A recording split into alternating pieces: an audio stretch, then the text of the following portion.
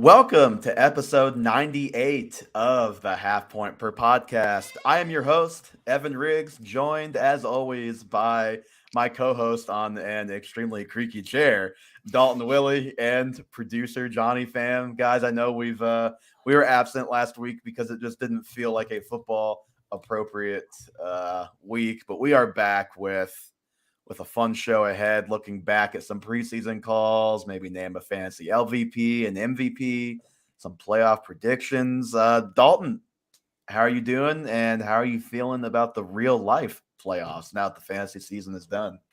I do feel like because we didn't have a podcast last week, it does need to be mentioned that I am back-to-back Dynasty champion in Evan and I's league. Very important information that was not shared, so just throwing that out there to the listeners. Just remember, Evan was tanking allegedly this year, so he can do whatever he wants with allegedly. Those 4 picks he has in the first round of the rookie draft this season. But real playoffs, I'm not going to lie, this weekend, not a lot of exciting matchups. Like the AFC has the better teams, and 2 of the better teams are missing their starting quarterbacks. And then I think like one of the most exciting games on the slate might be like the Vikings-Giants, because I think the Giants could do it. Or I mean, we're gonna predict all these games, and I have that one empty. I don't have a prediction yet. I'm just gonna let the conversation take me to the prediction. I don't know who I think is gonna win that game. I mean, it's going to be a tough one altogether. I just think at the end of the day, this first round's not the best. I think next week could be a lot more exciting. We have a potential Bengals-Bills game, Chargers-Chiefs. I think the Jaguars-Chargers might be the best game on the slate. I don't know what your thoughts are.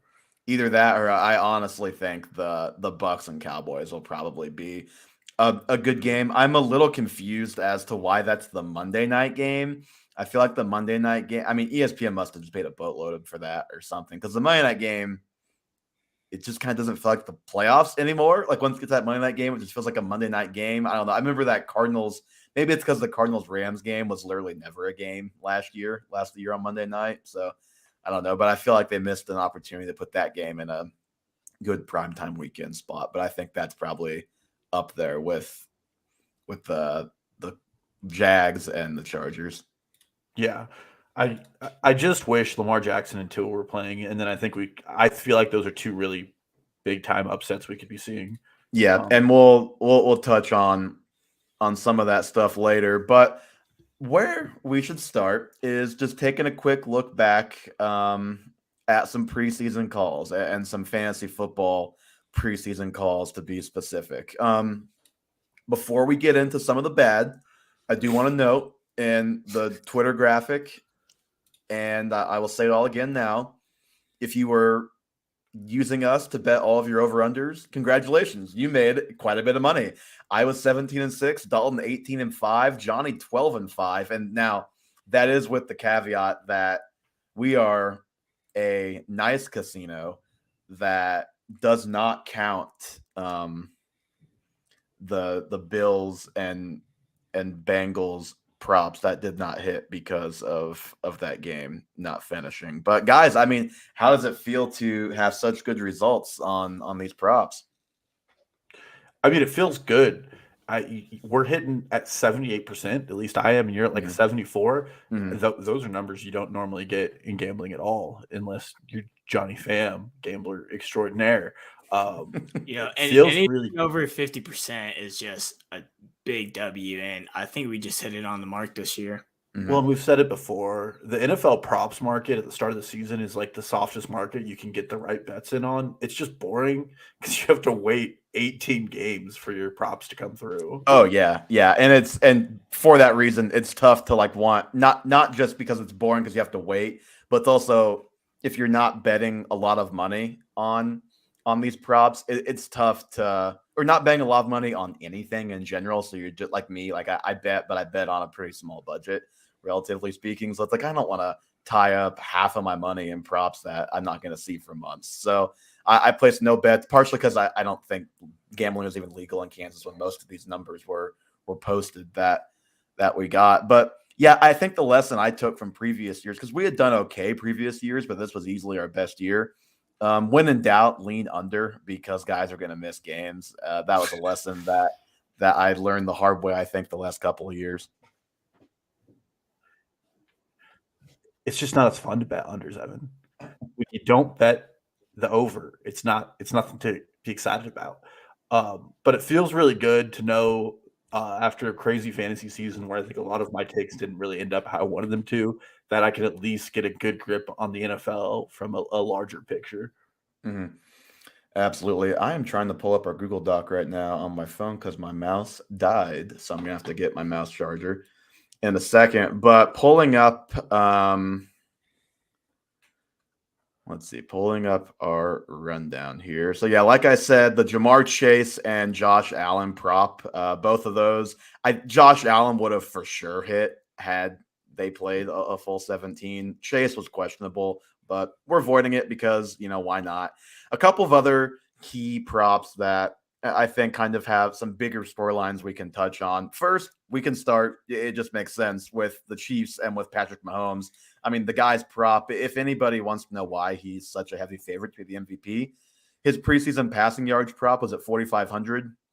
He blasted through that at about 5,200, so about 700 yards over his prop. And then I think the Chiefs finished 14-3, and their prop coming into the season was 10.5. Not on here, not for these purposes, but I mean, Patrick Mahomes and the Chiefs just have an outstanding year. And then really the other big one is, I mean, talk about a guy we should have really hedged on injury that we did not, is DeAndre Swift. I mean, Swift is under his rushing total by multiple hundreds of yards, like 200-300 yards. And Dalton, I don't know if you have any big takeaways from that besides maybe what we talked about in some dynasty conversations with Swift, just that he's not super reliable right now. And I'll let you talk about that while I go find my mouse charger.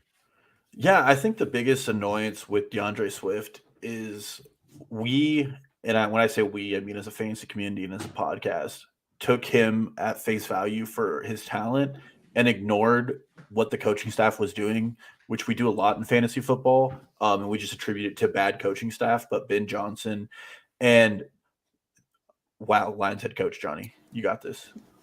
Dan Campbell and Deuce Staley are a competent coaching staff. And the reason he wasn't getting touches was because he's talented. He can hit home run balls, but at the other end of it, he hits the wrong holes a lot of the time and does things that frustrate a coaching staff.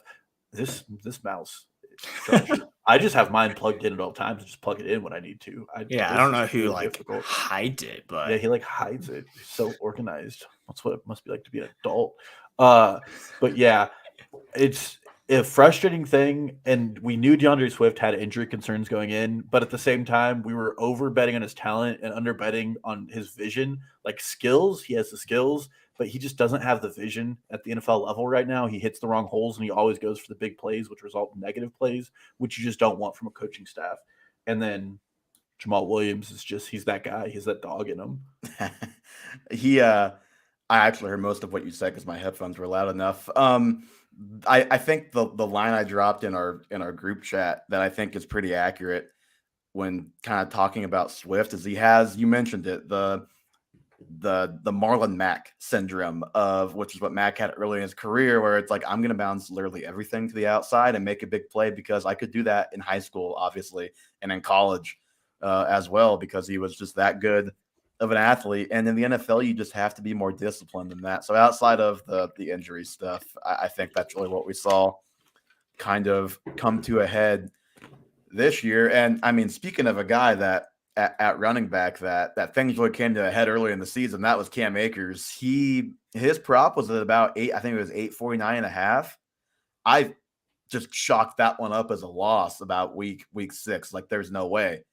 He came pretty close to hitting his prop, and if the season were 1 week longer, he would have done it despite missing all of those games. He was about 75 yards over or 75 yards under, and he was averaging more than that down the stretch of the season, which would have flipped the standings between Dalton and I. But I guess, Dalton, I'm curious, just like, this is obviously from a dynasty perspective, but even just thinking redraft next year, we don't know what the Rams are going to look like by any means. but what does Cam Akers' stock kind of look like as we look forward to 2023? I mean, that's a tough one because when you think about it, the Rams are probably the biggest question mark in fantasy football. If Sean McVay leaves, you have to look at the roster as a whole, which is really talent depleted at this point. Mm-hmm. Outside of the wide receiver position, Matthew Stafford becomes a bigger question mark. We've seen him in bad coaching situations, and he hasn't performed as much as we like him to. Again, his injuries are starting to add up. He had the back injury this year, and then he also had a back injury in Detroit. Mm-hmm. You don't like to see that. And when the Hall of Fame coach leaves you, there's a lot of concerns that maybe Stafford just retires. And it doesn't seem like he's going to, but he could be like one more injury away from retiring, certainly. And what you don't like is I kind of saw the leaks today, which they make perfect sense. But the leaks where it's like, well, Sean McVay has no interest in sticking around in a rebuild. So it's like, okay, they're probably going to be pretty bad next year, it seems like. Yeah, which just from another perspective, what a coward. I mean, honestly, like you and Les Snead went out there and sold all these picks for your future, and now you're going to drop out when the team needs a rebuild because you're not having fun anymore. Yeah. I mean, and I just called him a Hall of Fame coach. I might question that. He only has 2 Super Bowl appearances and 1 win. He's 36. He hardly had time to do anything else. Yeah, well, and apparently he's already tired of it. Yeah, well, I mean, if I were 36 and could win a Super Bowl and then go get paid God knows how much by Amazon, which I'm sure will be what happened because that's what almost happened last offseason, to call games and maybe bump Herb Street off the broadcast. I think I would do that too if I were him. Yeah, no, I can't blame him when it comes to that, really. Another one. This was a swing between us, and frankly, this is what I deserve for being so wrong on Jalen Hurts. The Jalen Hurts over. I will say it did. He hit it, and he had hit it before the last week. So it wasn't a will he come back and hit it in the last game. But I when I was going back and telling me, I was like, oh, did he actually hit it before he came back from injury? But he was over by about 50 yards, and now he ends up about 250 to 300 yards over. And had he played a full season, which is more common for quarterbacks, obviously, than most positions, he would have blown through this number. We've talked about this plenty. Jalen Hurts, awesome this year. Eagles, awesome this year.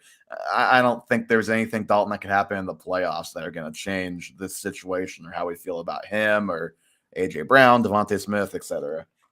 No, I mean, the only thing that could happen is an offseason, like the Eagles use one of their picks on a quarterback who falls, which would be something that raises some eyebrows, but I can't even see them doing that. He's played far above his ability, and from all the reports, it also sounds like he's a huge advocate in the locker room and kind of the leader you look for that some other quarterbacks who had good runs like Carson Wentz didn't really have attributed to them. And I think those two together are really helpful. Juju Smith-Schuster hit the over. He's also a guy that you and I both had as my guys. We talked about it before pod. Are my guys, sleepers and busts. Wasn't probably the highlight of our preseason, those sections, but even though Juju slowed down in the end, he still blew through his prop while missing a game, getting hurt, and leaving early in another game, and having Jerick McKinnon become the best player in the NFL for about a month down the stretch and taking away targets and touchdowns for fantasy. Yeah, well, in all, I feel like Juju was the most consistent receiving option in Kansas City. Oh yeah, other than Travis Kelce. But I feel like the argument we made early on was he was the one receiver you wanted, and I still think that's the truth. Yeah. With Kadarius Toney in the mix, I think my opinion might change next year if Juju does come back. But then it's like even Toney will have more upside, but will we be able to rank Toney ahead of Juju? Because maybe if he stays healthy down the stretch here, but even then it's like, okay, he played 5-6 straight games. That's probably the best he's ever done in the NFL, but we need to see more than that. But I definitely get what you're saying on that. Yeah. And I feel like this is a crutch argument, but when he got injured and missed a game, if you look at his game log before that, he was absolutely tearing it up. Yeah. He and McCole Hardman were both like top 10 receivers McCole Hardman was like the number one for a 3-week stretch. And Juju, he was really hitting his groove. Yeah, and then he came back from injury and wasn't doing so hot. And I don't know if that's a aspect of the injury or the play calling, but I do think a full season of a healthy Juju, if he re-signs with Kansas City, could be another easy win in fantasy. Yeah, and Reed is pretty known for easing guys back into it. That's definitely what he did with Juju. His first game back, he hardly played, so that hurts the prop and hurts the fantasy points per game, and all of that stuff. And I don't know, it just seemed like as a Chiefs fan, they could have gone to him more, and they just spread the ball out all year long. Like Watson was getting these targets that were driving us crazy. Like it felt like anytime they really needed to hit Juju, like in man-to-man coverage on that back shoulder throw or just like an over-the-middle throw, it was pretty much there. Like Yeah. I feel like Juju could have had a bigger season if they forced it to him, but that's just not the way that they played offense this year, to be frank. Yeah, I agree. But I think he's the best value in Kansas City. Part of me wants to see them cut Justin Watson and MVS, but we will see what they do in this offseason.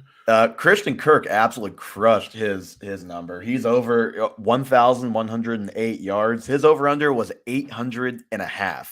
I know we all three took the over. I don't think any of us probably thought he was going to hit it by 300, but I know we all felt good about that number, 800.5. And we've talked about Ridley. He'll be the number one if he is back to and in full force, but Kirk had an awesome year, and it just speaks to Trevor Lawrence, who also breezed by his over by a couple hundred yards in passing as well, the leap he took. Yeah, and I want to say this now because it's going to happen when you look at the unrestricted free agent wide receiver class. Somebody in the unrestricted wide receiver class is going to get overpaid again. Mm-hmm. And just because it's fun to criticize whatever team does that, you can still profit off of their receiving props because it's going to deflate their props and they're going to be really profitable.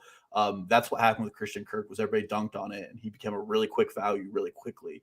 Mm-hmm. Yeah, he doesn't deserve wide receiver one money, but they're paying him that way and he got wide receiver one work. Mm-hmm. Yep, absolutely. Brees Hall, we very much lucked out on his number. Not lucked out by him getting injured, but we lucked out on him hitting his under because he got injured. He was going to absolutely crush his rushing prop. He was already over halfway there. Obviously blows out his knee. Not even halfway through the season, like 5 games in, 6 games in, something like that. Feels like a lifetime ago. To be frank, Chase Claypool, his over under for touchdowns was 4.5. The guy scored 1.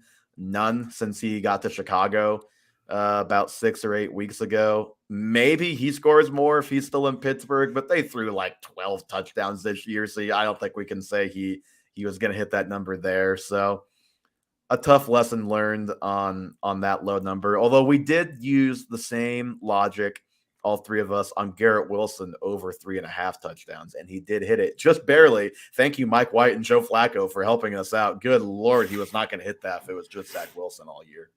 Oh, man. I feel good about that one. That was another one where the talent rose to the top. What I don't like, just looking at this list, I really think Mac Jones was going to hit his over if he played full season. I think that I should have won that bet. Well, you just didn't see Bailey Zappi coming like I did, Dalton. We know I'm the Bailey Zappi guy of this podcast. Okay, you shut your mouth. Zap Attack deserves a spot on a roster. And the other one I mentioned, when in doubt, take the under. That was in no more, not on display any more so for anybody. If you remember in the preseason, how I struggled with this George Kittle prop. And I just took the under and was like, he's probably going to miss a little time. He didn't miss much, but he missed a couple games. And that was the difference because he started to turn on later in the season as Purdy became the guy. And he was under his prop by about 35 yards. 800.5 was his number. Really close. 765 is what he finished with. I think he went into the last week with like 720 something. I was like, oh, he really has a chance to hit it this week. So that was a win for you and I, Dalton, a loss for Johnny. And that was about as close as you can get. Either that or Travis Etienne being right a half a yard away from his prop going into week 18. Thank the Lord he caught a couple passes. Oh, man, that was stressful. Looking at this, I'm surprised I took the under on Allen Robinson receiving yards. Me too. I wanted to say, how are you, like, I was a big A-Rob fan. You were a bigger A-Rob fan. I have to go back and listen. Why was I the one that took the over? I don't know. And I'm looking at that. I'm like, thank God I did, because that's really the tiebreaker here. I'm assuming that my understanding was he was going to get a lot of short yardage touchdown. Probably. But bad process, good result on that one is how I'm going to phrase that. And then if we want to just run through the score of our head-to-head bets, we didn't have many. We only have 5. It was Dalton 3, Evan 2. Johnny hopped on 3 of them and happened to be on the wrong side of all 3. Went 0-3 on the ones he took a stand in. So that's unfortunate and funny. First one, not very exciting. Paris Campbell versus Alec Pierce. Nobody cares. Those guys were both outside the top 50, but Campbell came on and Pierce really faded as the season went on. Congrats on that one, Dalton.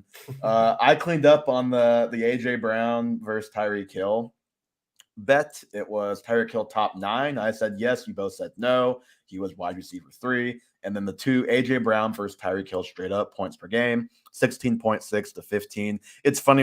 I was right about Tyreek Hill and you were right about AJ Brown, but I don't think either of it, we were both right, and then they both ended up being better than we thought if they were going to be this year. It's like we were right, but just not to the full extent that we thought. And we obviously, I clipped a couple of our debate results. When we had our big rankings debate show, I was 3 and 4. If you just go back and look at who finished closer to the rank of our rank debate, and Dalton 4 and 3, and Johnny, obviously, since he sided with me 4 times, and Dalton 3, he was 3 and 4 as well. But the AJ Brown, you out on all these. Yeah, you're +1 across the board, so that's great fun. And then the last head-to-head bet here is James Cook as a top 40 running back. This one very painful. He's the RB 44, so I don't get that in the head-to-head bets. I do give myself the win in that in our debate with James Cook, though, because you had him as your RB 57. So I was closer to being right. And he came on late. Take out garbage time. Take out garbage time. Well, hey, there's a lot of guys that live in garbage time. That's Will Fuller time, baby. Hey, can we do Hunter Renfrow now? Oh, God. Well, he is a debate. I don't think, no matter what you thought preseason, nobody thought Hunter Renfrow was going to be this bad. The establish the run props that Johnny sent, or maybe you sent, but that one of us sent to the group where it shows how many they won, lost, 27-5 or some ridiculous number. They took the over on his receptions. So they're awesome with these props, and they took the over 83.5 receptions. I'm gonna have to find. He's the last one here. He was ADP wide receiver 32. I am at 26. You got him at 44. He was 106th among wide receivers. And he missed some time, but he was 5 points per game this year. He's not going to be draftable next year. And it's real sad. It's real sad. Yeah, you can't trust him. I don't remember what I said. I just didn't want to touch Hunter Renfrow, and I still don't think he's a good player. And I know that Matt Harmon at Reception Perception was a strong part of your argument, and he's a very talented rider. But just watch that guy on the field for 2 seconds, and I just couldn't do it. Now, I only had a wide receiver 44. He finished at 106. So yeah, I mean, you got to come in stronger with that take next year. I dare you to rank somebody with a top 30 ADP outside the top 100. That'll be a great clickbait next year for us. Ooh, let's pick one now. Mike Evans. How about George Pickens? Okay. I was going to say Pickens or whoever the Cowboys sign as their wide receiver 2, because they're going to bring in somebody, whether it's Odell or they draft somebody or they sign I don't know. He's got a family. He's relocated. I'm starting to add personal details to this. Shark, for those of you who aren't watching this on YouTube. I think the Cowboys wide receiver 2 or George Pickens, both good calls, both probably wrong. To revisit these next couple of debates, we'll breeze through these because this is really just a lot of lot of recap on numbers here, but Derrick Henry, Dalton, you didn't think Derrick Henry was going to be a top 5 running back. In fact, you were so convinced. When Derrick Henry's outside of the top 20, I want you each to rue this day. Yeah, we'll clip this. We'll clip this whole thing. We'll make it into a whole video. It'll be great. We did clip it. Dalton had Derrick Henry outside of his top 5. I had him inside. He finished running back 4 on the season. I wrote down, oh Lord, I accidentally just clicked off the tab. Good. I wrote down as a note in there that Dalton talked a lot about underlying metrics for Derrick Henry. And yet again, Derrick Henry just complete slap in the face to those underlying metrics. Just defies logic every year. But he just keeps doing it. You just have to keep buying in. I was right. I was right in everything except for the fact that somehow, despite the Titans sucking, he still did it. That's just not how any of this works. All of his he got worse in every metric. They just kept giving him carries. I don't know why. What else were they supposed to do? Whatever. The next one, Saquon Barkley. He was the RB13 ADP. I was slightly lower than that. Dalton was higher. Dalton was right. He finished the RB6. That was the one, if you'll remember, that I was confused on what Dalton's rank was. So I just made the argument wrong to begin with. So it was just doomed from the start. Saquon, good. Giants, good. We'll talk more about the Giants in the playoff show. I mean, Javonte Williams, what can we say about this one? Our most viewed YouTube video ever is us debating if Javonte Williams is a breakout or bust. The guy plays 3 games. The Broncos are one of the worst offenses of all time until the moment Nathaniel Hackett gets fired and they turn to a competent offense. I actually had the exact quote. Do we not think that a better offense with more scoring opportunities is going to help Javonte Williams? Turns out they were somehow a worse offense with fewer scoring opportunities. Our whole debate was like Dalton thinking, well, it's Russell Wilson. There's going to score a lot of big plays, not going to have a lot of red zone opportunities. Dalton actually with a straight face, and it was right at the time. It was right. It's like he's got a good player in Melvin Gordon behind him who's going to get carries. Cut off the team halfway through the season. That whole thing was a mess, a catastrophe. Javonte, the RB24 through 3 games. So it's not like it's like, well, if he would have stayed healthy, he would have been a top 10 running back like I thought. I just don't think the Broncos were supporting that this season. Again, horrible process, good results. Getting a trend here.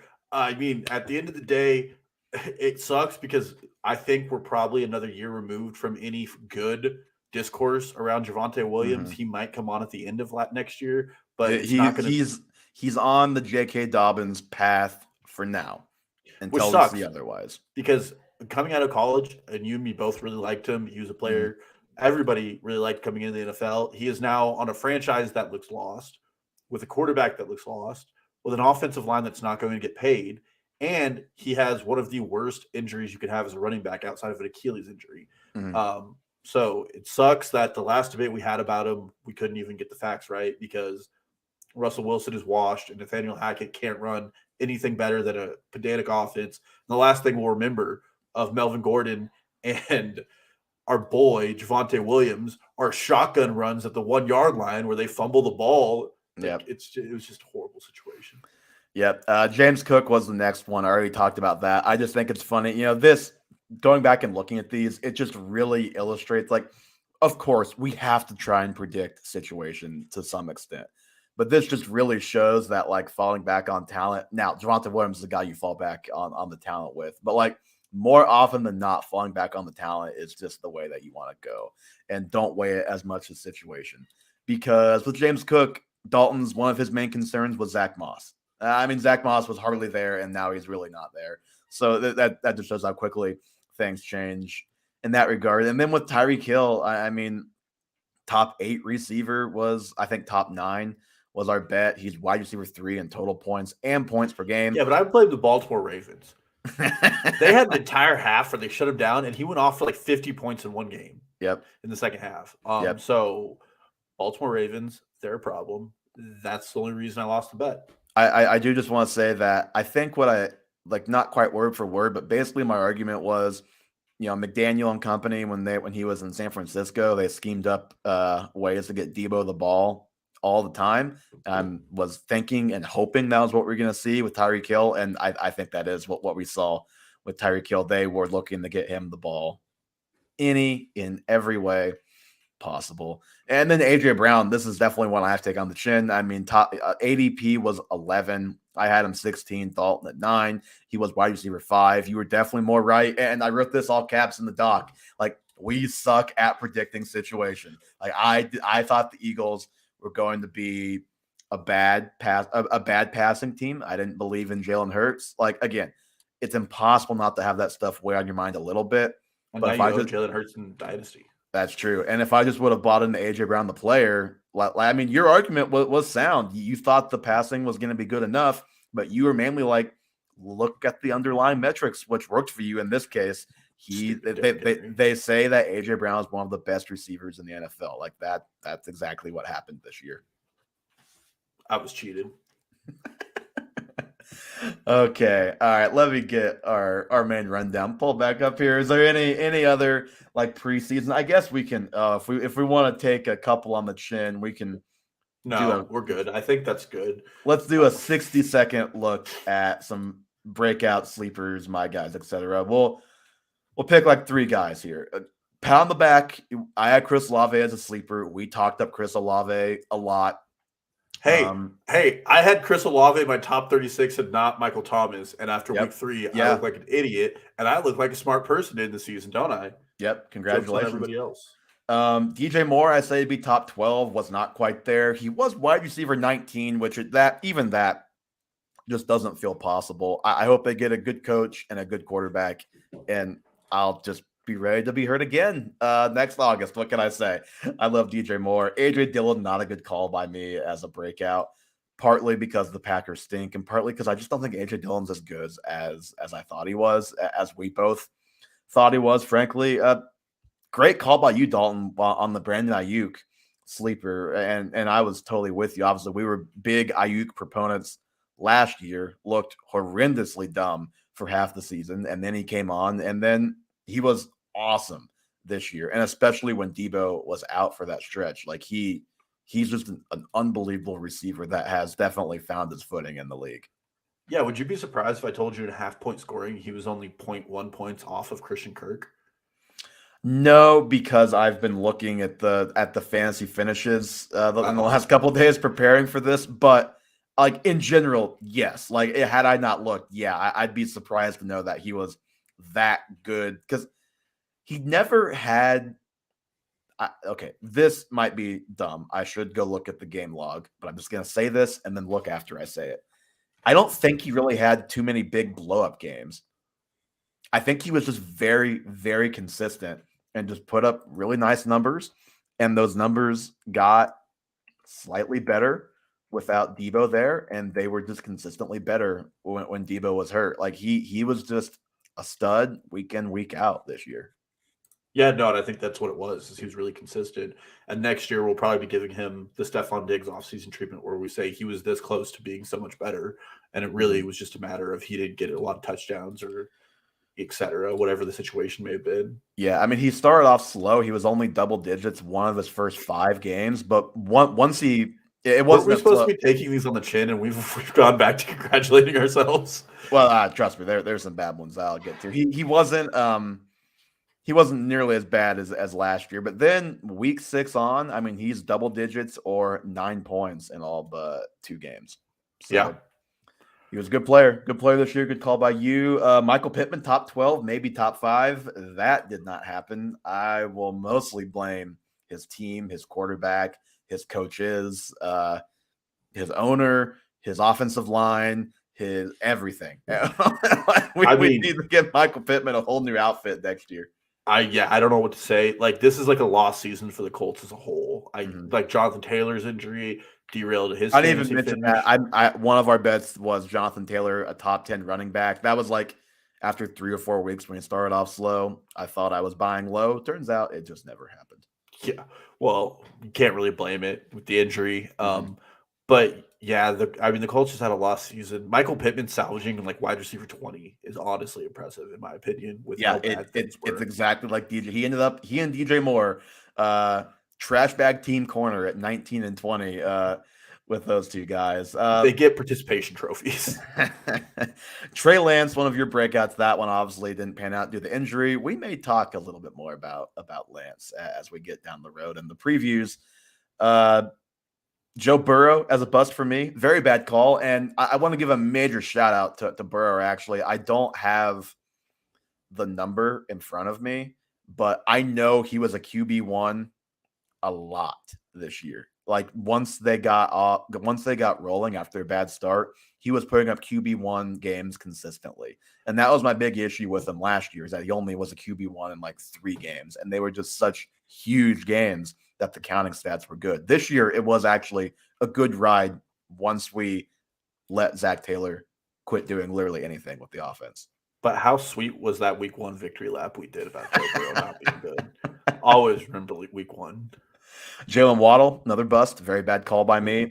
I'll take some credit for Elijah Mitchell. I know it was partially due to the injury, but Elijah Mitchell is kind of my new poster child for they can always go find somebody better. And that's what they did by bringing in Christian McCaffrey. Even if Mitchell doesn't get hurt, I don't think he's living up to the draft price with McCaffrey there, likely. Your bust, Gesicki, good call. Gesicki was completely useless for fantasy. David Montgomery, kind of a typical Montgomery season, not inspiring, but productive enough. Amari Cooper, great when they had their good quarterback playing. Jacoby Brissett. The discourse is going to be fascinating this whole offseason with Deshaun Watson and the Browns, because like if you look at EPA per play, you look at all these different things, it's like Deshaun Watson looks worse than Russell Wilson and Baker Mayfield and like some guys who were really bad and getting torched on the internet all season for how bad they are. Like Deshaun Watson was worse than those guys. Like I'm just so curious to see what he is and what they are as a team next season. Yeah. I think Daniel Jones was a better quarterback than Deshaun Watson. Yeah. Oh, 100%. In our league, I take last place in the playoffs. Jacob, very smartly, Deshaun Watson has best game, 21 points, but he benches benches Deshaun Watson for Daniel Jones, and that wins him the week. Like, what? Like, imagine saying that before the season. You bench Deshaun Watson for Daniel Jones in your championship. For somebody like, if you have Watson, you have been holding him for at least a little while, and in a dynasty league the whole season, waiting for this guy to be good for you in the playoffs. And the move was to bench him in this case. Yeah, it's absurd. Okay, last couple, then we'll move on to some real life football fun here. Like I said, we both had Juju as a my guy. I feel like that worked out. It was a fine call. Didn't work out as well as we thought it was going to. Yeah, I do think when we made that, he was going as like wide receiver 44. Yeah, he was still like I think the number that's like in my head is he was the wide receiver 39, something like that. So he still finished higher than that rank and gave you some big blow up games too. Ramondre Stevenson, he was a my guy for me, and I know Dalton, you were Stevenson season. You were on that bandwagon as well. So I think that was on the lost sophomore breakout video. Yes, exactly. Yep, we made a sophomore breakout video that is still somewhere on Dalton's PC where we talked about Stevenson for a solid 6 minutes. So just take our word for it. We were both completely all in on Stevenson. And then look, Cortland Sutton, atrocious call by you, Dalton. Cortland Sutton. Yeah, well, I personally Jerry Jeudy. We should have made a bet because I remember I got accosted for just having the audacity to think that Jeudy could be a better fit with Russ. To be fair, no one was a better fit with Russ. The best fit with Russ was Greg Dulcich. Like Albert Obigo. Albert O. No, don't even Albert O. Albert O was a fan. Russ got traded to the You can't even say Chuba Hubbard's name, and you tried to go Albert O. That is an all-time heat check. I just had to shoot, man. Albert O was a preseason darling, and then Greg Dulcich and some Adams, the Sauron, the other tight end, outscored Alberto. I mean, the Broncos were just a mess. I still think Courtland Sutton's a good NFL player. I blame Russell Wilson, and I hope he gets more toilets so we can get a new graph. And then Allen Robinson, I took that one with sharing the props. I think you gotta wear that. As sad as it may be, that signing just did not work out well. Did not work out well for anybody who. He's younger than Cooper Kupp. Listened to us. He's younger than Cooper Kupp. Okay, there's still value to be had. At least still on your dynasty team, or where's he is? I traded him and then traded back for him halfway through the season. I just can't quit Allen Robinson, man. Dalton saw how well he was playing. I was like, man, get this guy back off my roster. When we went to IR, and I was like, now's the time. Him and Michael Thomas, IR buddies on that team.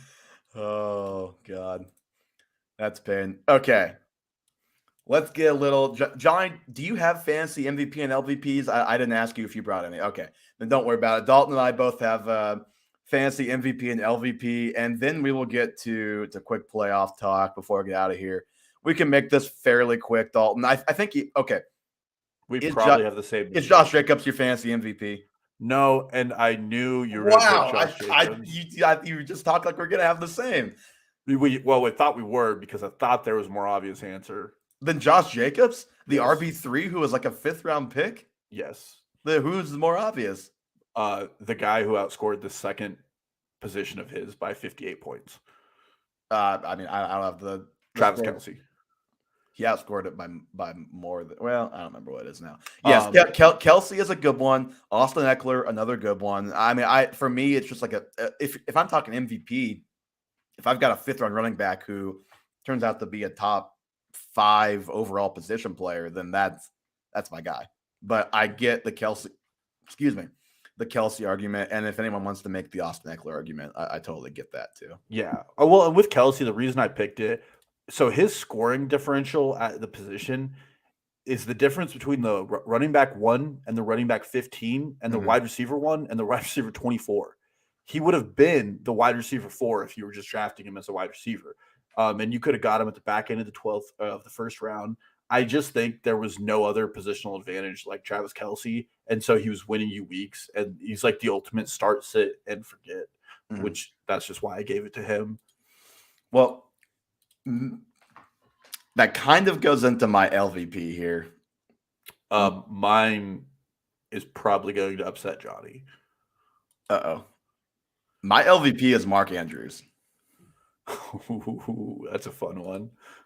I don't hate it. He finishes as the tight end 3. So, like, on paper, it's like, how is the tight end 3 the fantasy LVP? Like, he's tight end 3. Set and forget it. Like, maybe he didn't. Did you look at how many more points Kelce has than him? Yeah, 100. 100 more points than Mark Andrews. And they were going very, like, if Kelce was going early to mid second, Andrews was going late second, early to mid third. Like, there was not that much distance. So how good Kelce was is part of it. He averaged 10.3 points per game, but let's take a look from week 7 on. Like, yeah, he had a good start, but from week 7 to the end of the season, do you want to guess what he ranked among tight ends? Was it outside the top 10? Yeah. That's hard to do. Tight end 15 for over half the season, week 7 to 17. This is super niche to all 12 listeners. So if you don't understand this, it's fine. Do you have the tweet bookmarked where the guy was like, Mark Andrews is a better fantasy tight end than Travis Kelce? I don't know if I do, but yeah, the Ravens fans were kind of feeling themselves on that one. And then Mark Andrews promptly went out and scored 0.82 fantasy points the next week while Kelce had multiple touchdowns. Was that his 4 touchdown game? Yeah, the week after, I think Kelce had 4 touchdowns against the Raiders. But like, week 15, he's tight end 15 from week 7 on, below guys like Tyler Higbee, Dawson Knox, Pat Freiermuth, Juwan Johnson. Those are all guys that played the same amount of games, 9, as Andrews in that stretch. I know Andrews left 1 game early, but some of these other guys probably did too that we just don't remember off the top of our heads. And then guys who played 1 more game than him that finished ahead of him in that stretch: Noah Fant, Austin Hooper, Tyler Conklin. Like, you've been better off streaming crap off the waiver wire for over half the season than having Mark Andrews on your team that entire time. I mean, in those 9 games, he had 5 games with 3 or less receptions. He only had 2. He had 2 more games with 4 or less receptions in that bunch. He only topped 60 yards twice, only scored double-digit fantasy points once, which was week 17. So, congrats on your 5th place finish, Mark Andrews owner, who got double-digit points in week 17. And it was 10 weeks 15 and 16 in the playoffs. He was 10.6 points combined. Like, he just killed your team down the stretch, and you couldn't bench him. He completely murdered his fantasy managers down the stretch. And yeah, you said it. It's like almost exactly 100 points less than Travis Kelce, which is absurd. Yeah, that's incredibly hard to do when you add the draft position too. And the fact that, like, with Kyle Pitts, there was eventually a point where it was like, I can't start him. With Mark Andrews, there was never a point where you're like, I can't start him, because the Ravens were bereft of wide receiver options. He was still out on the field for all the snaps. He just wasn't doing what he needed to do. Yeah, and I said week 7 to 17. Lamar got hurt in week 13. So more than half of that was still with Lamar at quarterback, or about slightly over half of it. So it's just, he just fell off the face of the planet, and it got even worse without Lamar Jackson. It was brutal. Who's your LVP? It's the same trend. This guy was drafted as top 5 quarterback, and it had to be Justin Herbert, who I think had an incredibly disappointing season, especially like to cap it off, because just like the argument we were making with Mark Andrews, you're not benching Justin Herbert for your playoffs, but for the first and second rounds, he threw exactly 0 touchdowns. He was incredibly inefficient despite having all of these weapons around him. He finished. I mean, Johnny's nodding his head off screen here, because he definitely cost Johnny at least one game down the stretch, maybe more. Well, the game against me in the semis cost him. But he finished as the quarterback 12. Mm-hmm. He was drafted at 4.2. There were some people He finished behind Tom Brady. Tom Brady. There were people ranking him ahead of Patrick Mahomes, if you don't recall, this offseason. He has 27 more points than Lamar Jackson, who played 12 games. I mean, it's pretty bad when you draft this guy as a top 4 quarterback and he underperforms. And there was a little bout of injury with the ribs, I understand. But other than that, it was all on him. You can say he was playing with a bunch of scrubs, but on him, and I think their offensive coordinator really just me too. murdered that offense, and I'll talk a little bit more about that in the playoff preview coming up here in a second. But I mean, I agree with you, but when you're getting outscored by Daniel Jones, Geno Smith, Trevor Lawrence, Kirk Cousins, and Jared Goff, it's definitely a problem. Like, the streaming quarterback was alive and well, and Justin Herbert probably deserved to be a waiver wire pickup most weeks. I mean, he averaged 1.8 points more per game than Russell Wilson, with Russell Wilson's strong finish. No one will believe that when you look back at these. Like, you will never, when you think back on the 2022 season in 3 years and then go back and look at positional rankings, like, how in the hell did Russell Wilson only score 1.8 points less per game than Justin Herbert?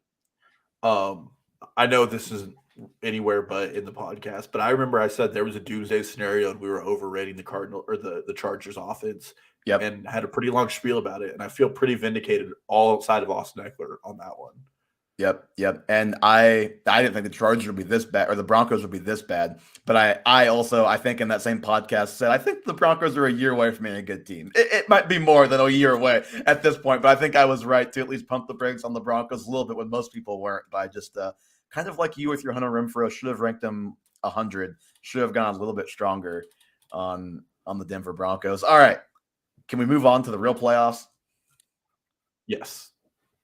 Let's do it. And let's start with those Chargers going to Jacksonville as 2.5-point favorites. I am going to toss it to you, Dalton, to give us first. We're going to pick these games straight up and against the spread. And like last year, we'll keep a tally. We'll have the records at the end of each round, etc., and figure it out at the end. We'll give our Super Bowl picks at the end of this podcast, and obviously we'll change those throughout the playoffs if they don't pan out. But Jags versus Chargers, excuse me. What are you looking for in this game? Who do you like? What I'm looking for first is what the Chargers did to themselves. They played their starters roughly 3 quarters in week 18 in a game that was just a non-factor for them. As a result of that, Mike Williams might not play. It looks like Bosa also isn't going to play, so the Chargers are out with 2 of their key positional players. They're also not bringing back Rashawn Slater. He's still going to be on IR, it looks like. I just don't like it. It looks like the Chargers sputtered into the playoffs, and the Jaguars really are all gas, no brakes, ready to play this. I'm taking the Jaguars straight up, so obviously I'm also taking the +2 here. It's in Jacksonville as well. It's across the country travel. I know the Chargers have time to do that. It's also a Saturday game when, again, for no reason, the Chargers played their guys into the third quarter of a game. The only X factor and got Mike Williams hurt. I'm sure you mentioned it, and it doesn't seem like he is going to play, or at least if he does, Bosa, he's going to be limited. Oh, I hadn't even seen on Bosa. Yeah, Bosa might not play either. Oh my God! And they're already saying he's going to be at a snap count regardless. It's just absurd what the Chargers did. And Doug Peterson just has playoff coaching experience. We hinted at it earlier. I'm just really not a big fan of the Chargers coaching staff. No. And I think that Staley dialed back the things he did well last year and really dove into the things that he shouldn't be doing. Like he's not going for it on 4th down as much.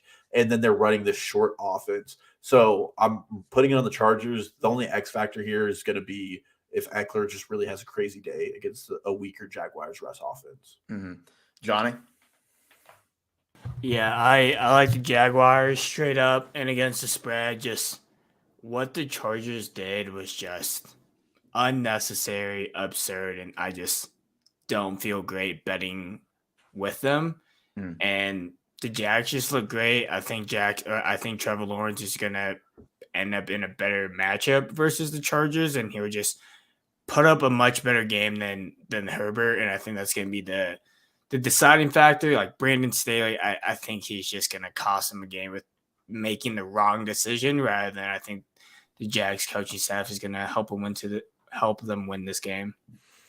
I'd be curious if the Jags close game last week tampered this spread down a little bit, because I feel like it's very possible for people to kind of feel a little queasy about the Jags, like, oh, they played the Titans and Josh Dobbs, and they got kind of lucky to get by them, frankly. Like, are they really good enough to beat the Chargers? And it's like, the Titans did this with the worst quarterback at Arrowhead, took the Chiefs to overtime. Like, Mike Vrabel can freaking coach. Like, that defense is good. Like, I'm not going to hold last week against the Jags looking forward here. I mean, this is a Jags team that we all thought was good when they blew out the Chargers in week 3. Like, they demolished them in LA this season, and then they kind of hit a tailspin. Now they're back. Like, I'm glad you guys, or you, Dalton, specifically mentioned the coaches. Like, I have a lot more confidence in Peterson than I do in Staley and Lombardi and that entire coaching staff in LA. Like, I think they've been held back by the offensive coordinator all season. Their offense just doesn't have the juice, and one of the main guys, Mike Williams, who would bring that, likely isn't going to play, or if he does, I'm sure he'll be very limited. Eckler had a great year for fantasy, a great year for fantasy. I just don't think a healthy offense is using Austin Eckler in the passing game quite the way that he got used this year for this team. I mean, he had 128 targets, number 1 amongst running backs. CMC has done that one time, by the way. He's only topped that number one time. He was close a second time. Not like he was playing in very good offenses. Yeah, like I know, good running backs, like you want to give him targets. But CMC, if you just take his San Francisco games and give that a 17-game season, he's on pace for about 100 targets, like significantly less than Eckler. This is a team, I wish I could find this stat. I couldn't find where to find it. But I know, just because of my own 2 eyes, they throw at or behind the line of scrimmage more than almost any team in the league. And they have one of the best deep throwers, most electric deep throwers in the NFL. So it's just insanely frustrating. And this why would they do that? Yeah, right. I missed my. Why would they do that? This game's in Jacksonville, and I do truly think that's going to matter too. I mean, I think that crowd, first playoff game since, I believe I saw this on TikTok actually, since the Jags Patriots debacle in, was that 17, where the Jags with Jalen Ramsey and all their great defenders They should have won. Should have beaten the Patriots and gone to the Super Bowl. They have not played a playoff game or a playoff home game, obviously, since then. Yeah, I think we're pretty lockstep in this one. Which is weird. If you had told me at the start of this year I was picking the Jags over the Chargers as a playoff game, I would have had a lot of questions about the rest of the NFL season. Yep, even you, who has been a Chargers hater. It's not. They just always suck. They can't get away from it. I know that everybody knows this stat, but there was a year they led the league in defense and offense and missed the playoffs. Like, there's no other team that can do that but the Los Angeles Chargers. Mm-hmm. All right, Ravens at Bengals. I'm gonna audible and change the spread right now, just because when I was prepping this, Lamar, it was unsure. Now it seems like he's not going to be playing. He's not practicing. They play on Saturday too, so this is basically their Thursday. So he's running very short on time. That whole situation it's just strange. That's a topic for an off-season podcast. It's now up to Bengals minus 8.5 against what we think will be Tyler Huntley and company in Cincy. And I think if Lamar was playing, I was ready to take the Ravens +7. I was ready to take them straight up. Straight up. See, I don't know about straight up, but what I will say, and I sent you guys this tweet this morning, is 2 of Joe Burrow's worst 3 or 4 games of the season were against the Ravens. Like his EPA per pass, it's 2 of his worst games this season. Matt Bowen basically said it's because that they play a lot of cover 2, a lot of quarters, make him hit the underneath stuff, and that's just not really where the Bengals thrive and where they want to live. I mean, it's what they do to Mahomes. Yeah. And you can probably make the argument on the Bengals side that, well, they played him early in the season before they really changed their offense and hit their stride. And then week 18, it was probably a pretty vanilla game plan, even though they had all their guys weren't playing everybody. But, his lowest ADOT of the season, Joe Burrow, was their first matchup. And this is a Ravens defense that, outside of the Tyreek Hill, whatever that was against the Dolphins, they've been good this season. They flummoxed Josh Allen. They've been good against Joe Burrow multiple times. I have faith in Harbaugh. I have faith in the defense, but if Lamar's not out there, I don't know how I can take them to cover this number. If Lamar is out there, it'll move back to 7 probably, and I will take the Ravens because they've not lost a game by more than 4 points with Lamar in the lineup this year.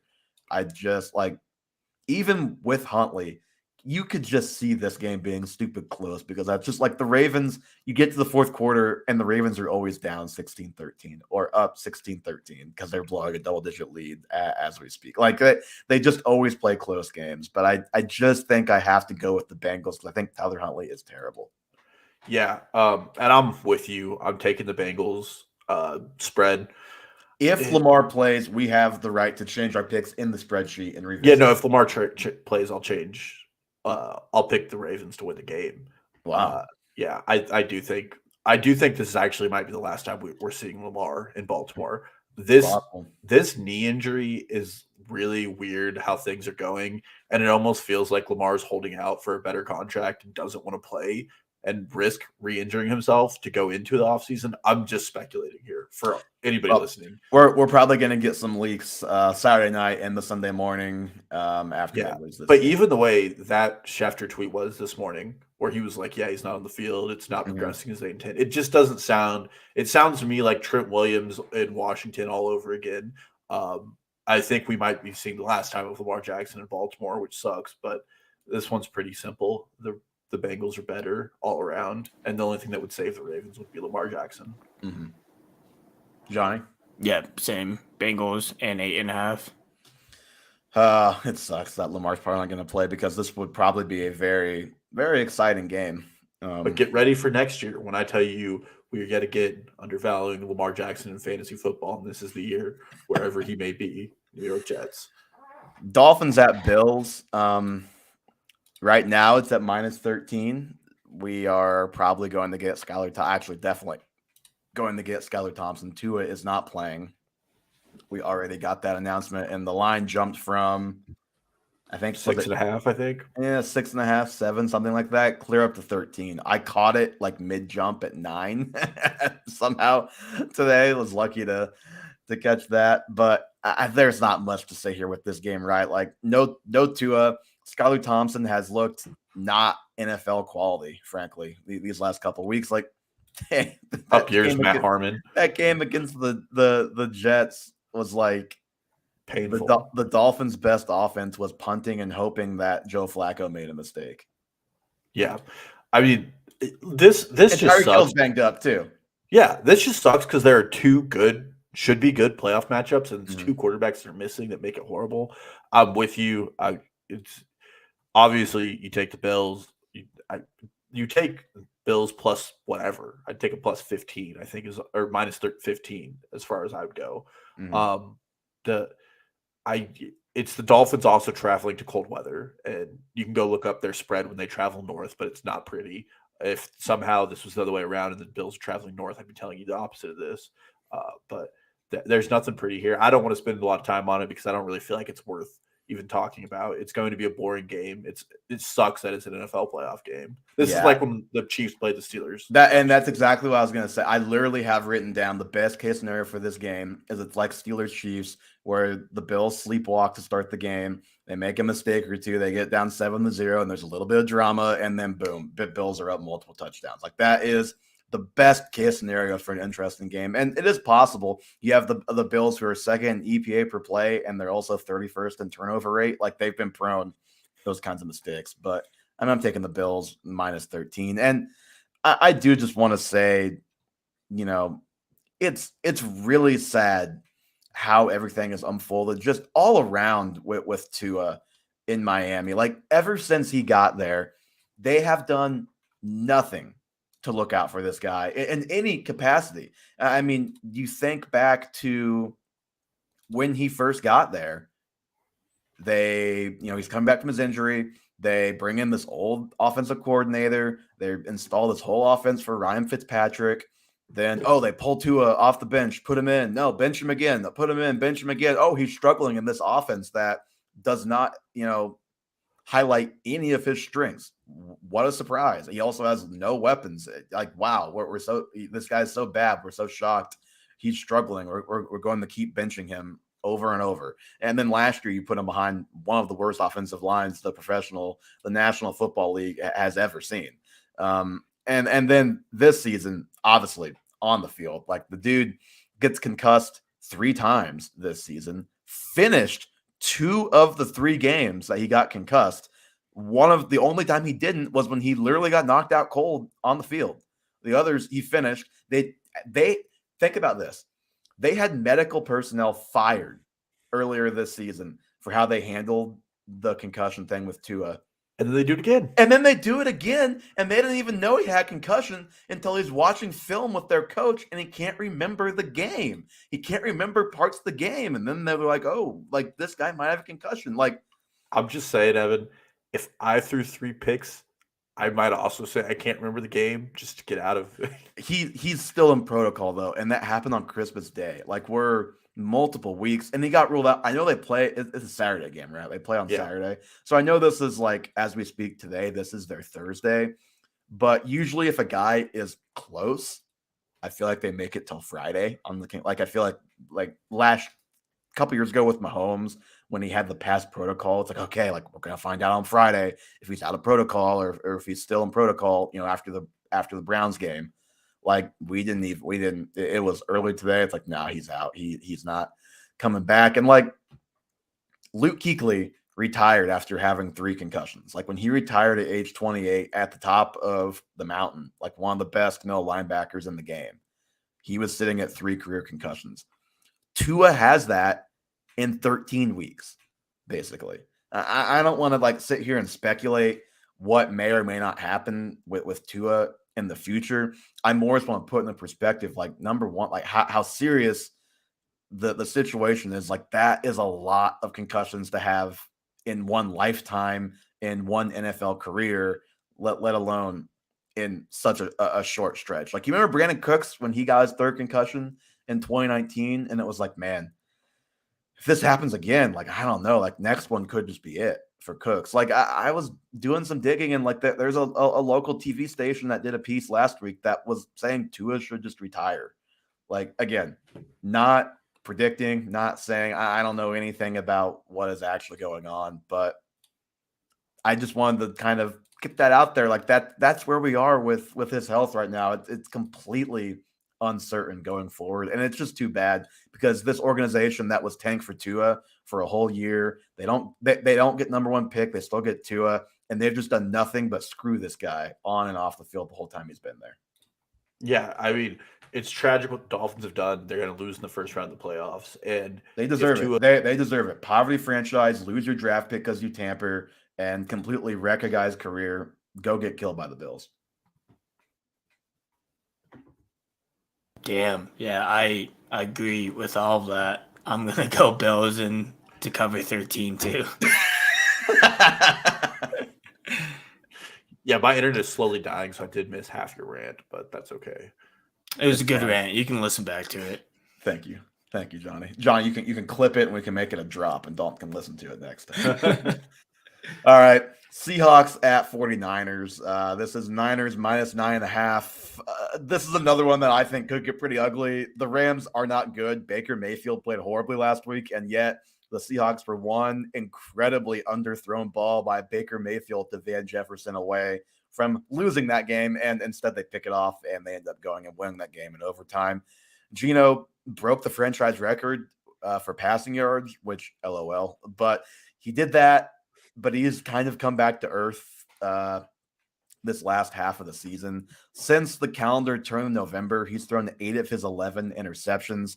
In 6 of those 9 games, he's thrown an interception, which not nice, Geno. He has 3 fumbles in that stretch too, so 11 turnovers in 11 games. I'm going to guess he's going to turn the ball over at least once against this Niners defense that he did not have a great time with earlier in the season. Brock Purdy is on a roll. He's playing well. The offense is healthy. Defense is healthy. Like the Niners, I think they're going to roll this game. Yeah, I'm completely with you. Taking the Niners 9.5. Mm-hmm. The Seahawks are just missing a lot right now. Like, they were a good storyline the first half of the season, and like every Pete Carroll offense, they sputtered out and everybody figured them out. They didn't adjust. Mm-hmm. Maybe that wasn't just all Russell Wilson's fault. Yeah. Well, there were other things Russell Wilson was clearly bad at. Yeah. But yeah, I don't. It's going to be ugly. The 49ers are probably going to put it on. Brock Purdy, somehow very talented and excellent player. Super fun to watch. Super good story. Johnny? Yeah, I wish that there's going to be like more exciting games than like out of the 5, just because it just seems like they're all going to be blowouts so far. But yeah, I'm 49ers and for them to cover pretty easily, probably by more than 2 or 3 touchdowns. The biggest fantasy storyline outside of any injuries or anything like that, the biggest dynasty storyline to me is like, what happens with this quarterback situation in San Francisco? Brock Purdy is 5-0, or maybe 6-0. I think 6-0. So I think if they win the Super Bowl, he will be 10-0 as a starter and a Super Bowl champion. How on earth do you bring Trey Lance back as the starter? And at the very least, like, I was talking to a Niners fan the other day, Michael Swain, who covers KU football, covers college football. And he's like, and he covered Brock Purdy at Iowa State too, so he's very familiar with Brock Purdy. He's like, I think at the very least, there's got to be a quarterback competition next year at this point. So like, we're at a weird point, like we've been for the last year, basically, with the Niners and their quarterback situation. So it's just going to be very interesting to watch. Like, unless Purdy flames out, they flame out in this game or the next round, like we could see a job disappearing from a top 5 pick right before our eyes. Very small sample size too, but in his limited time, one of them being in a monsoon, Trey Lance didn't look great. Definitely made some errors. They did lose to the Bears. It was a monsoon, but still, he got outplayed by Justin Fields. We just definitely the issue is we don't know if Lance is good because we just like have never seen him play football. It's like the guy played 1 year of college, had the COVID year, didn't play as a rookie, got hurt this year. It's like the guy's played like a total of 16 games in the last 3 or 4 years. It's crazy. Well, he's just the next Mahomes because he sat out a year. I mean, that's what we were told all offseason. He makes cool throws in practice. Yeah. But yeah, I think Zach obviously, yes, I think obviously that's a storyline worth keeping an eye on. Last 2 games, both fairly interesting, I would say. Giants at Vikings. This is Vikings -3. I told you guys I was going to let the conversation lead me to the prediction, so I'm going to let Johnny start and guide me here. I am going to go with the G-Men. See, I want to. I've yet to see anybody pick the home Minnesota Vikings, who are the 3 seed, and that scares me. That's just like gambling 101 is like never pick who it's just when it seems obvious. Yeah, when it happen. All the money's going towards that line. You go the opposite, but I just feel like the Vikings have I'm not doing it. I'm going Giants just because I feel like the Vikings have just skirted away this whole season. Does this count as a primetime game? And what time do they play? I don't even know. It is a standalone game, though. I think the thing now is like after the Packers game, it's like primetime / standalone game. It's a 3:30 game, technically. We're getting a little close to sundown. Kirk might have a good first quarter, and then yeah, I'm going Giants here. Dalton. Yeah, I'm going Giants too. This out of the entire slate, I feel the least confident about of any bet because like the Vikings are like the cardiac lion or cardiac cats. They barely win games. But Giants are a better coach team, in my opinion. Which no offense to Kevin O'Connell, I think he's done a great job. But if you're ranking coaches in the playoffs, like Dabble is very high on that ranking. Definitely coach of the year. Yeah. I think they're going to come in with a really strong game plan. They almost beat them once. They lost on a game-losing field goal. I think the same thing could happen here. So definitely Giants +3. If any advice is being taken on these bets, I'm going to take Giants to win as well.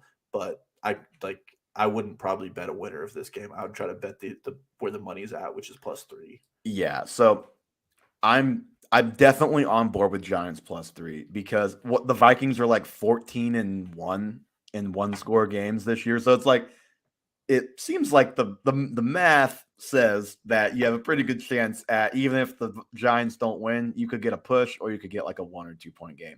I mean, you mentioned game-winning field goal. It wasn't just game-winning field goal. It was a 61-yard game-winning field goal against the Giants by the Vikings to win that game. And that was a game where the Giants have 448 total yards, and they had receivers just open all over the place. Like the Giants, can we name 3 receivers on the team? Like barely. Richie James, Isaiah Hodgins, Kenny Galladay, but he's a backup. Like who? Like I don't know. Like the Vikings defense, very bad. Pass defense at least, very bad.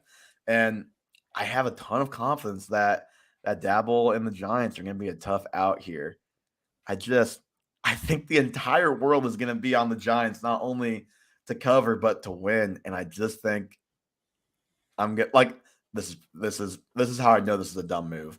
I did this with the Cardinals. I picked them to beat the Rams last year because that was what everybody else was not doing. I'm going to just not learn my lesson and do it again this year. I'm going Giants +3, but I am going to take the Vikings to eke one out and then have a reality check next week. Yeah, I mean, this is probably going to be the most fun game to watch for all the wrong reasons. Like, It's probably going to be pretty shitty football, but man, if the Giants somehow win this, and if they win it and then they walk into San Francisco and smack the Niners in the mouth, that would be kind of fun.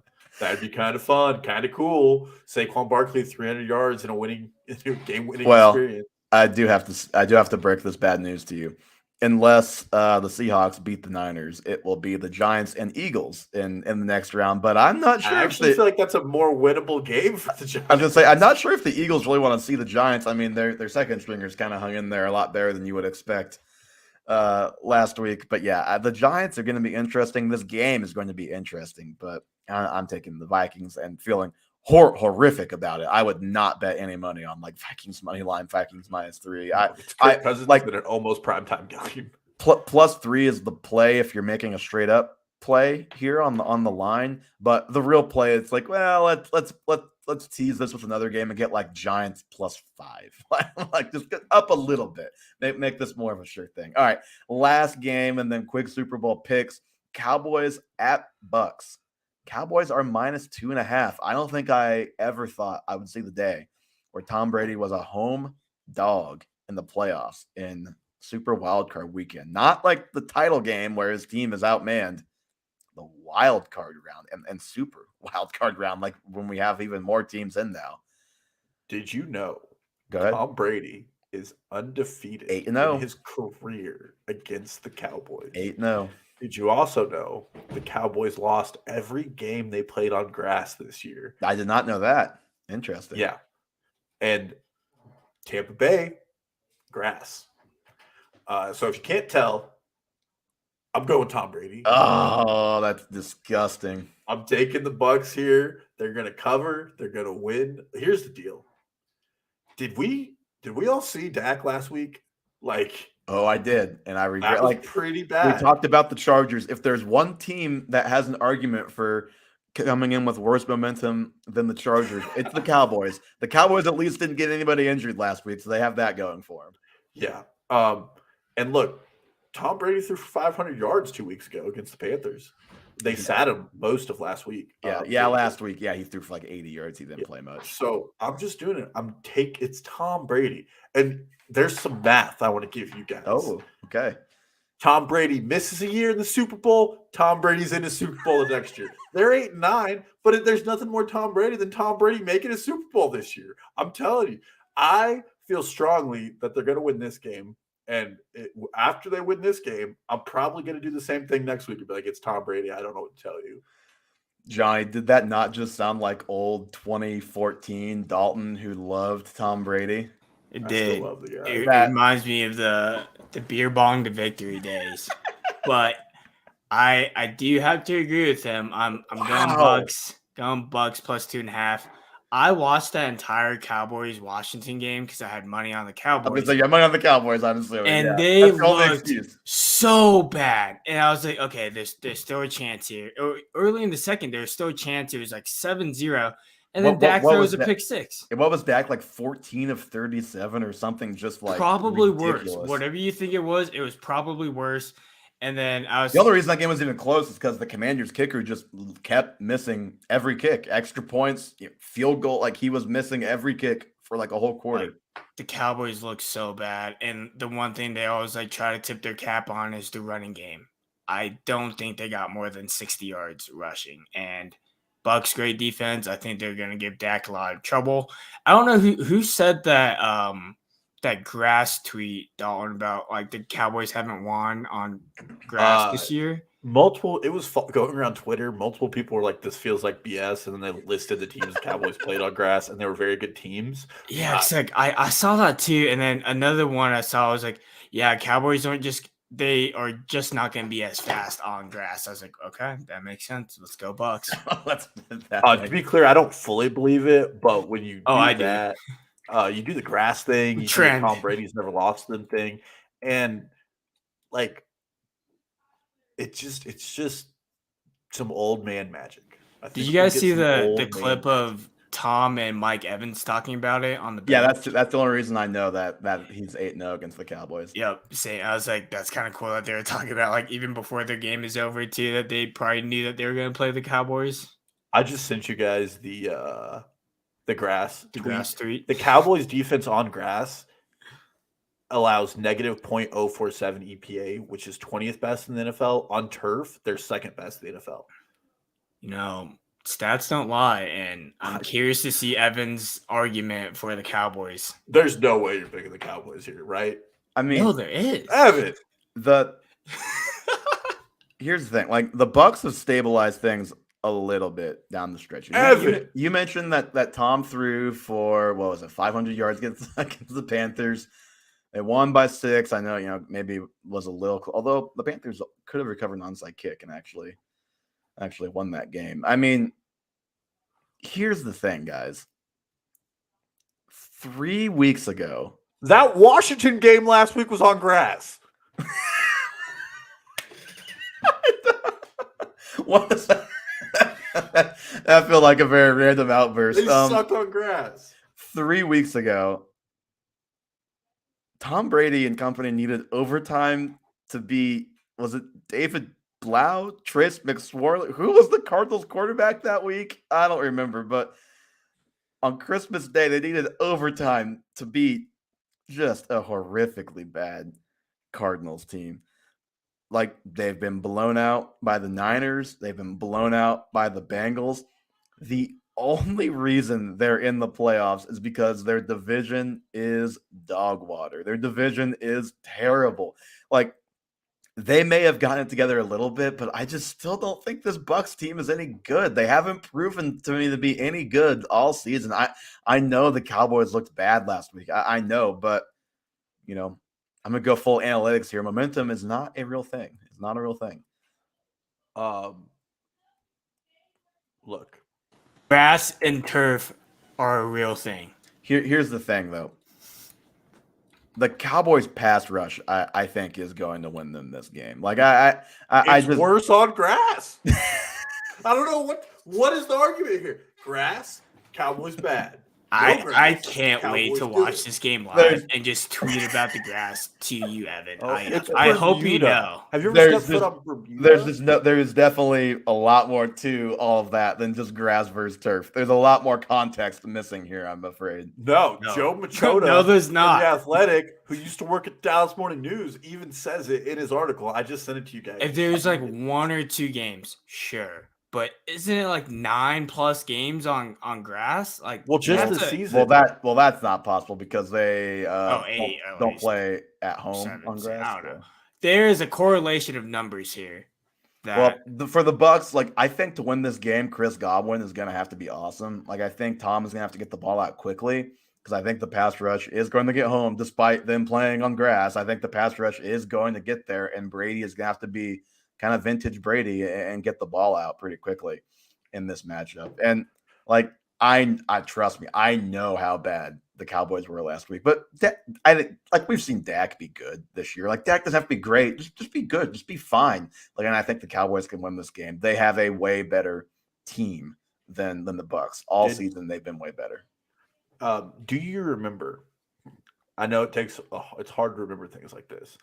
How the Cowboys lost their playoff game last year. Oh, yeah, I 100% remember. Now, do we think that the Cowboys or the Bucks are going to be more prone to that kind of mental errors? I don't know, but I'm taking the Cowboys and I'm taking -2.5, so it may not even come down to that. And let me just read some things here. Cowboys on grass this season. Philadelphia, L. Green Bay, L. Jacksonville, L. Tennessee, W. Washington, L. All right, well, one of them was Philly, who's arguably the best team in the league. Packers, that was a bad game. I do give you that. Titans, big win. I'm telling you. The Jags game, they lost. No, the ball went through Noah Brown's hands in overtime and was a pick six. Like that. Like, come on. You know why Noah Brown didn't have good footing? It has nothing to do with that. It was the grass. All right, we're off of this. I can't wait to troll. But it's Monday, so we have to wait. No, I know. That's what I'm saying. I can't wait for Monday night. We can troll each other on this game. We're in hour 23. We need Super Bowl picks and the hop out of here. Super Bowl matchup and pick. Do you guys have a matchup? I'm assuming we're probably all taking the Chiefs, although I really thought hard about not taking the Chiefs. I almost took the Bills. I'm terrified that the Chiefs either turnovers or special teams is going to just flat out lose them a playoff game. But I try not to be a homer, but it's like everywhere you look, Chiefs, #1 power rankings, #1 offensive EPA. You see the EPA graph and like, their defense is exactly average. That's all they ever need. Like, that was the recipe in 2019. The pass rush is heating up. Like, it's so hard it's hard to go against Mahomes. Like, they would have at least been in the game last year if he didn't have one of the worst halves of his life against the Bengals. But it's also scary. Like, it's not a sure thing. I think in years past, I laughed at you if you didn't pick the Chiefs to at least get there. I don't think it's crazy to pick another team this year. I think my hotter take, and we'll have this next week, I think the Bills shellac the Bengals next week. Really? I actually think the Bengals are going to win that game. That'll be a fun debate for you and me then. But I'm taking the Bills. Or wow. I said the Bills there. I'm taking the Chiefs as the winner of the AFC, and I think we're going to get some Purdy magic. And I'm taking. God damn it, Dalton! How we have the same exact Super Bowl? Let's go. It has to be. I think. I don't feel like the Eagles are going to win.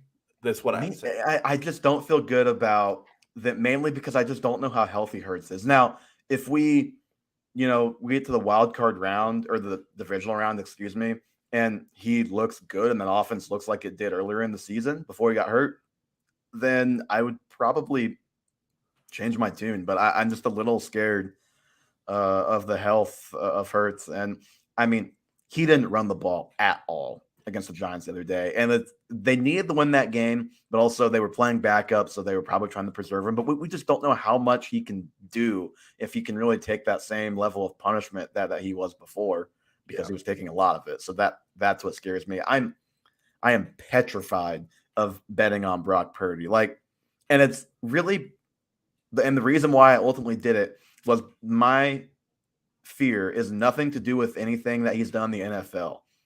It is he has the worst interception I have ever seen a college football quarterback throw, and a couple of other really terrible ones. This guy has made mind-numbingly bad decisions as a college quarterback, and that hasn't happened yet. I just think they've got enough around him.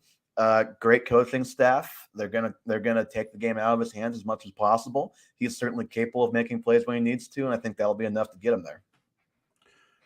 It was also Iowa coaching him. Iowa State. You are going to be wrong. Don't try and say it's Iowa. Did my internet cut out when I said that? I think you just froze because you were so shocked. No, you I had said a Iowa mental. State. No. Yeah, I said Iowa State. No. Sorry, I think my internet's just acting up. Johnny, what's your matchup? My matchup is I'm going to go not Homer. It's going to be Eagles and Bills. And Bills to win it all. All right. And I have the Chiefs. I'm assuming, Dalton, since you have the Chiefs there, you probably have the Chiefs as well.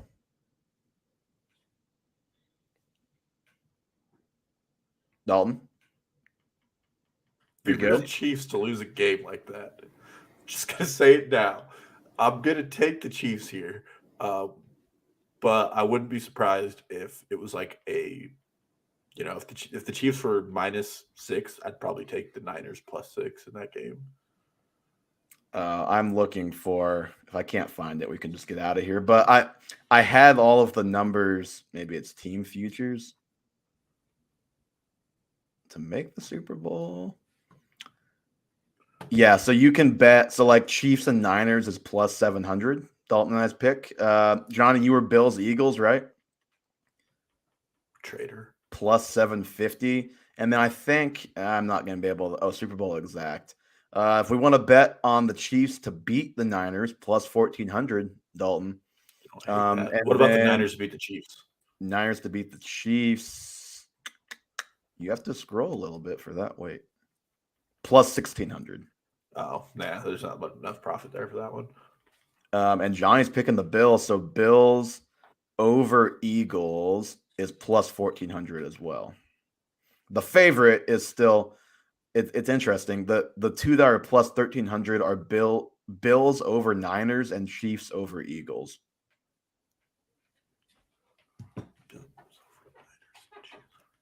I don't know. Might have to go throw $5 on +1400. Why not? I don't hate that. I think the Niners are the best team in the NFC playoffs. They have the best roster. It's going to come down to the quarterback. And this is going to piss you off, but if I'm ranking it, I'm putting the Bucs as the second most likely team to make it to the championship. Oh, that's absolute crap. Yeah. No way you believe that. This team's 8-9, needed overtime to beat Trace McSorley, lost to the Niners 35-7. Looked as helpless as I've ever seen Tom Brady look against the Bengals there for about a quarter and a half. It don't happen twice. It don't. They're not a good team. Mrs. Super Bowl makes Super Bowl. Mrs. Mix. You can't stop it. All right. So let's just go with Dalton's theory. Let's say we get a, if you really believe KC Chiefs to beat the Bucks plus 5,000. Go take it then. I'll put 100 on it.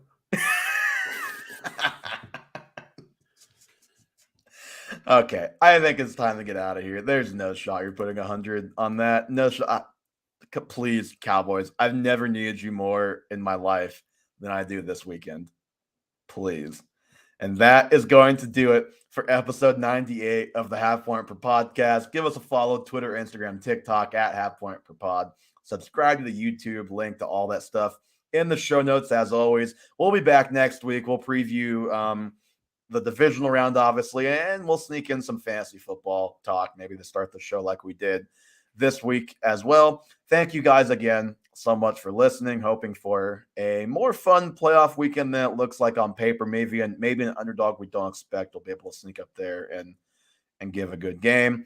But hopefully we get a good weekend of football. And we'll be back to talk about what is sure to be a very entertaining Monday night football game and divisional round next week. Grass.